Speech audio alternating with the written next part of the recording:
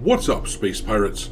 This is your Admiral, the chronically charismatic Dr. Disaster, and stop me if you've heard this one before, but Sweet Baby Inc. is about as popular as a rug burn, and about as effective at creating profit for the people who hire them as a fart is at making breathable air. It was me!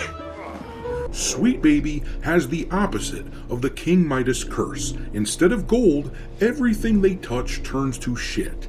Every studio they worked with this past year is suffering right now. After Suicide Squad killed the Justice League, Rocksteady is struggling to stay alive. The makers of Tales of Kinzera are damn near dead as well. A44 Games, the makers of Flintlock The Siege of Dawn, have been clinging to life after that game flopped. And now, news is coming in about the last Sweet Baby game to release last year. Reflector Entertainment is having to tell a bunch of their employees to Leave now and never come back! You might remember that last October we talked an awful lot about Unknown 9 Awakening, the game that came from a comic book which had been worked on by the founders of Sweet Baby Inc., and how that game was clearly meant to be a springboard for a massive new IP that they believed would take the world by storm. They had movies planned, and cartoons, and novels, and all that kind of stuff, but it flopped in about the biggest way possible. Sweet Baby means DEI nonsense, which gamers can sniff out a mile away, which is why the numbers were so wretched for this game.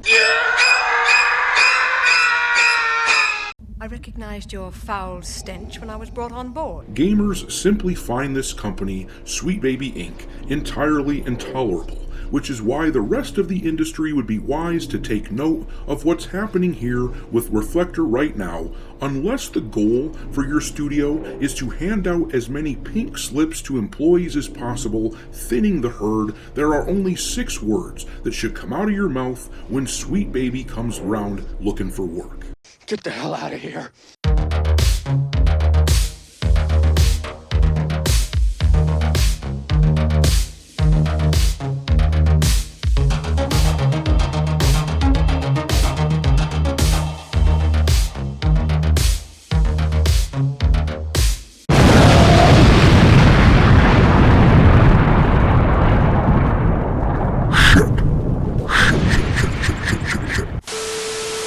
Alright, me hearties, make sure you like this video and subscribe to the channel if you haven't yet, and also, don't forget to follow me on X, where my handle is Dr. Disaster 1. But anyhow, let's have a peek at the failings of Unknown 9 and the fact that it looks like Reflector is on the verge of collapse to the point that they are laying people off. The game sold like shit. On Steam, there was nobody playing it. It may have been one of the biggest flops of the year. I would love to know how much the budget was for this turd. As you can see in the trailer playing in the background, they hired the chick who played Yennefer in the Witcher Netflix show to be the main character in this game. She couldn't have been cheap. This company sincerely believed they were creating something special, a brand new mega IP, so I suspect they were willing to blow a lot of cash on this game. But let's read about what's happening in this article from Insider Gaming. Unknown 9 Awakening developer Reflector hit with layoffs after game's failure. In a lengthy statement posted on LinkedIn, the CEO of the company said that he made a decision to not greenlight further work on a future project that was in the conceptualization phase and thus terminating this development line. This decision, he says, wouldn't have been sustainable for the company, and with it comes layoffs.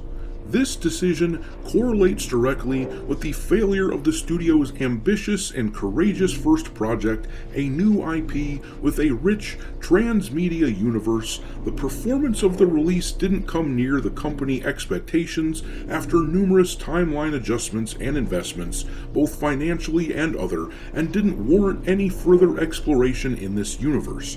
The worst part about all of this is that the dude refuses to acknowledge the real problem. This is a project that was seeped in sweet baby ink, and the DEI mentality down to its very bones. This CEO's failure to self-reflect and acknowledge that they need to identify better ways to operate in the future is a pretty big red flag. If I were a developer still working there, having survived the layoffs, I damn sure would be looking for different work. But the CEO added that the decision will also affect back office staff as the studio moves its support teams to be in line with a single project approach the studio will adopt for the imminent future.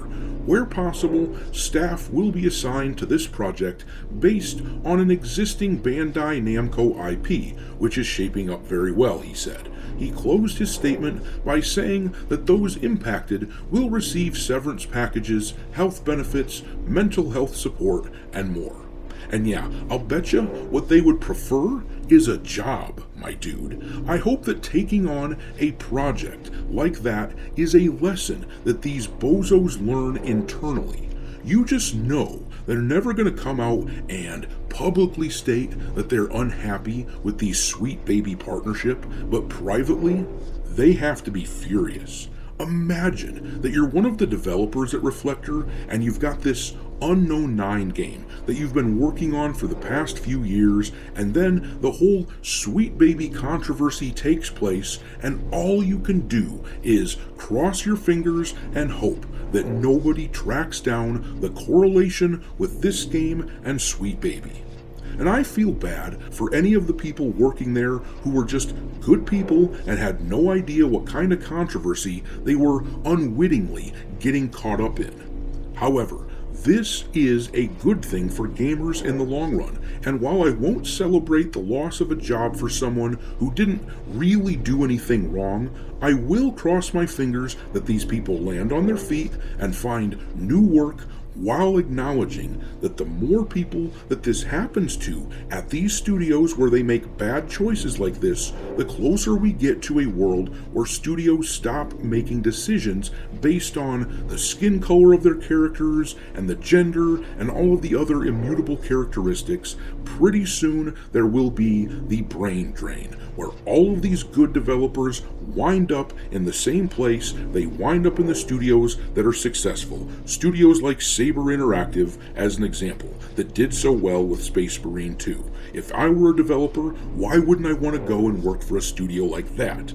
and avoid the hell out of something like Reflector?